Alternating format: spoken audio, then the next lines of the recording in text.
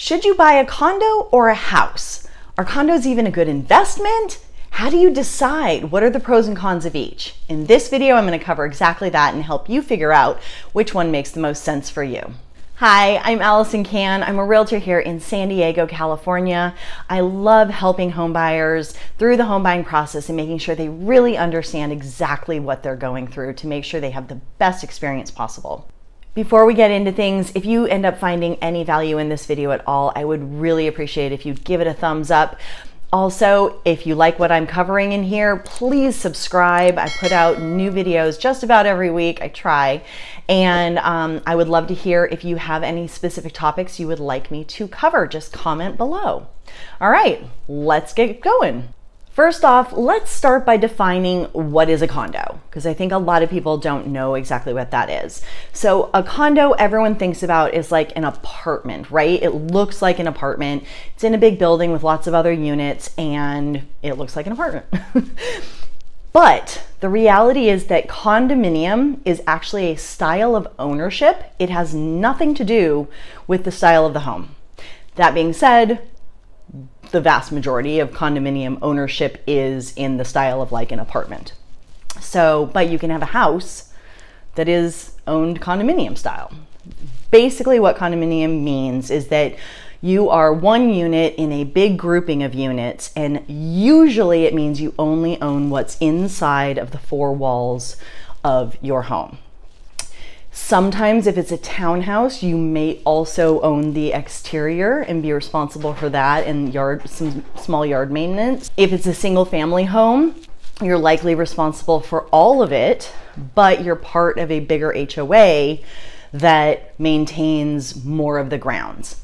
And in pretty much all cases, you will have an HOA, and they will be responsible for the exterior or the grounds or both, and you'll be responsible for the interior. It's very important whenever you're buying into a condominium, especially and also just into an HOA, to understand exactly where those ownership boundaries are so that you know what to expect. Are you in charge of the roof or not? Are you in charge of the windows or not? Also, all of those things can add up if you don't know what to expect, so make sure that you know them. For the most part, if you're deciding between a single family home or a condominium or a townhouse, budget's going to be what dictates that. And the type of loan you get may also help define what you should go for. If you are getting a VA loan or an FHA loan, they have more restrictions around which condos you can buy, and the condominium association has to be approved by those entities that are responsible for the FHA loans and the VA loans. Some lenders can get approvals done on the fly, but don't bank on that necessarily, because if you can't get that done and the condominium association isn't approved, you won't be able to use that type of loan. If you are getting a conventional loan, you can buy in any condo or townhouse building that you would like. As I said, for the vast majority of people, budget's going to dictate whether they buy a single family home or a condominium, and that could also be tied up in location. For example, in San Diego, if you want to live closer to the ocean, you might end up needing to buy a condo or a townhouse maybe over a single family home just because the budget isn't going to work. Now, if you go further out, you might be able to buy that house because home prices are less expensive the further inland you get. But some people would actually prefer to own a condo over a single family home, and here's why. The biggest thing is there is less maintenance to deal with in a condo, and that's because you only own within the walls of your unit. So you're usually not responsible for the roof. You're not responsible for the painting of the exterior walls or termites often on the exterior walls. You likely aren't responsible for your landscaping if it's a true condo building. If it's a townhouse, that might be a little different on all of that. But that's one of the nice things, especially if you have a lifestyle where you travel a lot or anything like that, you might want to just be able to close up the door, lock up, and walk away and not have to think about any of that other stuff. Whereas with a house, you're responsible for the landscaping, you're responsible for the roof, you're responsible for the exterior, you're responsible for all of that stuff, the driveway. So you really have to be aware of that and think about that and budget it in. Other reasons that some people like to live in condos over townhouses is that some people would prefer to actually be surrounded by more people. They feel safer inside of a condo building because there's more people around than if they lived in a home by themselves.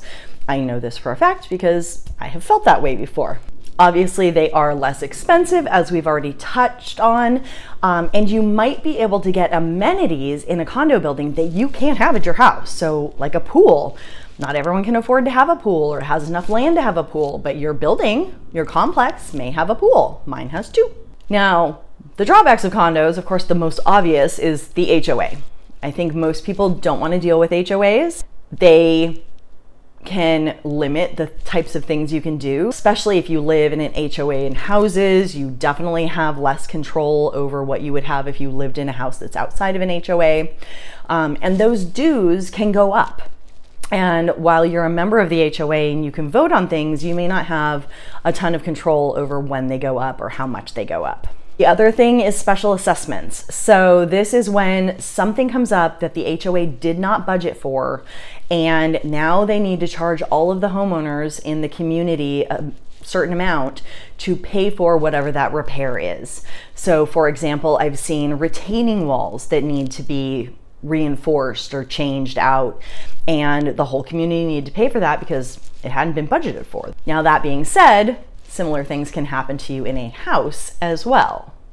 Of course, there's also the fact that your neighbors are very close. You know, you might hear them above you, you might hear them next to you, you might hear them out in the halls.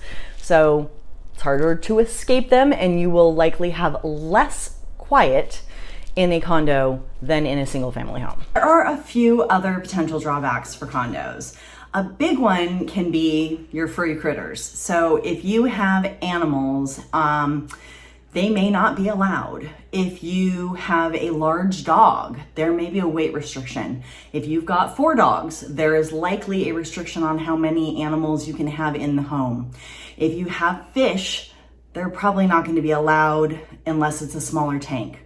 So those are some things to definitely take into consideration if you are looking at condos, is to make sure that the condo that you're buying is going to allow your little furry friends. Another one is parking. So like I said, many condos or townhouses do come with a garage, but not all. And just because there are 2 or 3 bedrooms does not mean there are 2 or 3 parking spaces. So make sure you check what the parking situation is and what the guest parking situation is, so that you know that however many people are living in your homes who have cars can actually park. And finally, something I really like to keep in mind when I am helping somebody buy a condo is, how do they want to use that condo? Are they going to want to rent it out at some point? If so, what are the rules around that? The HOA documents, they're called CC&Rs, or conditions, covenants, and restrictions, and they are going to detail everything. So they're going to tell you if there are any restrictions on how long renters have to be in there.